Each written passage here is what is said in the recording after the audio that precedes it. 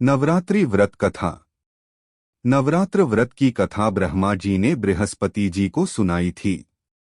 ब्रह्मा जी के अनुसार प्राचीन काल में मनोहर नगर में पीठत नाम का एक अनाथ ब्राह्मण निवास करता था।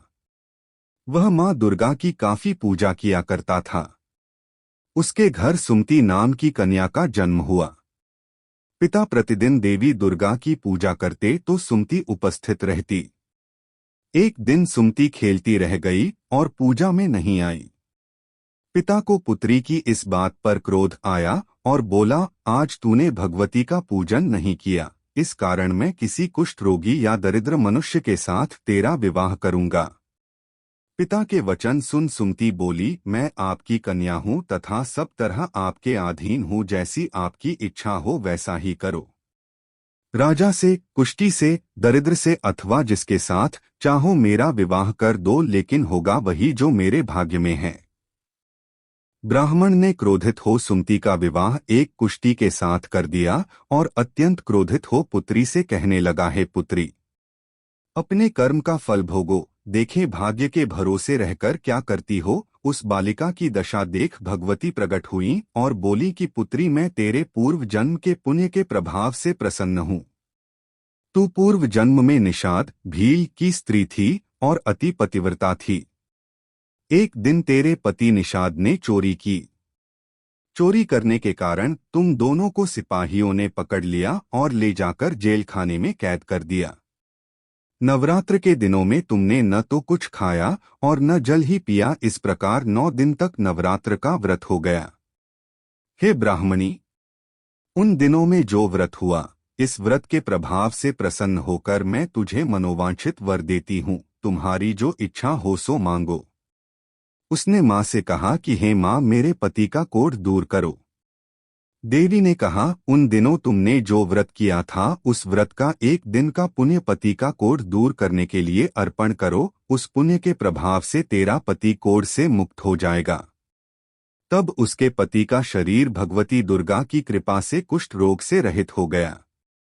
ब्रह्मा जी बोले, हे बृहस्पति। उस ब्राह्मणी की स्तुति सुन देवी प्रसन्न हुई और ब्राह्मणी से बोली, तेरे उदालय नामक अति बुद्धिमान, धनवान, कीर्तिवान और जितेंद्रिय पुत्र शीघ्र उत्पन्न होगा। सुमति ने मां से कहा, भगवती दुर्गे, अगर आप मुझ पर प्रसन्न हैं तो कृपा कर मुझे नवरात्र व्रत की विधि और उसके फल का विस्तार से वर्णन करें। देवी दुर्गा ने उसे बताया, आश्विन मास के शुक्ल पक्ष की प्रतिपदा से लेकर 9 दिन तक विधिपूर्वक व्रत करें। यदि दिन भर का व्रत न कर सकें तो एक समय भोजन करें। घर में घट स्थापन करें और वाटिका बनाकर उसको प्रतिदिन जल से सींचें। नित्य विधि सहित पूजा करें और पुष्पों से विधिपूर्वक अर्घ्य दें। खांड, घी, गेहूं, शहद, जौ, तिल, बिल्व, बेल, नारियल, दाख और कदम्ब आदि से हवन करें। गेहूं से होम करने से लक्ष्मी की प्राप्ति होती है।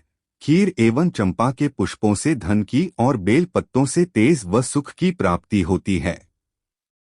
बिजौरा के फल से अर्घ्य देने से रूप की प्राप्ति होती है।